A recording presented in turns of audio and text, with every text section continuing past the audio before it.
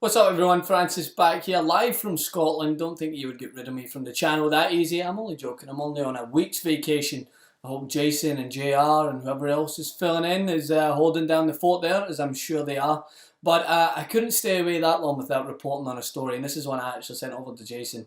And I was just dying laughing at it. It's the most bizarre story I think I've read in a long time, and it involves current Everton player on loan from West Ham, Enner Valencia, and what happened during one of his international breaks. So I won't be able to keep a straight face because this, I mean, there's ways that you can get out of things, but I would never think about faking my own injury to the point that I need an oxygen mask on my face in order to avoid punishment from the police. So giving you the full context, we'll run images, and if we can, we'll run some B-roll of what actually happened. But impresionante, ¿no? La gente en la camilla se apura, los policías detrás de la camilla, increíble. A Enner Valencia, algunos jugadores ecuatorianos también interceptaron ahí. Va más policía. Van a buscarnos más policías. Más policías van detrás de Enner. Diego, increíble. Cuando yo decía que tendrá custodia policial lo dije en broma. Mire, van a hablar en serio. Usted ya lo sabía.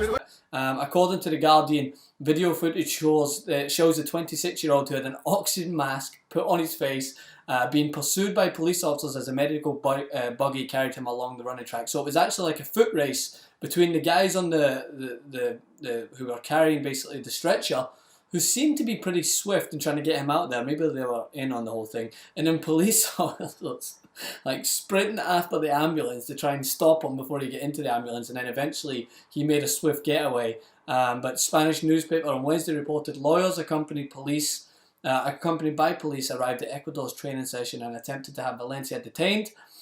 In the report, it's that certain police officers didn't collaborate with the detention of the footballer to ensure compliance with judicial order. And this is to do with actually outstanding child payments that he still has to make to his the mother of Valencia's child. So she basically stated that she's owed more money than what he's been given, and according to the last quote that I see on this is Valencia's agent Gonzalo Vargas wrote on Twitter, "Enner as a father has fulfilled, including legally, he has fought to be able to have greater time with his daughter. Unfortunately, certain laws of our country have many gaps where they sentence fathers who do their utmost for their children."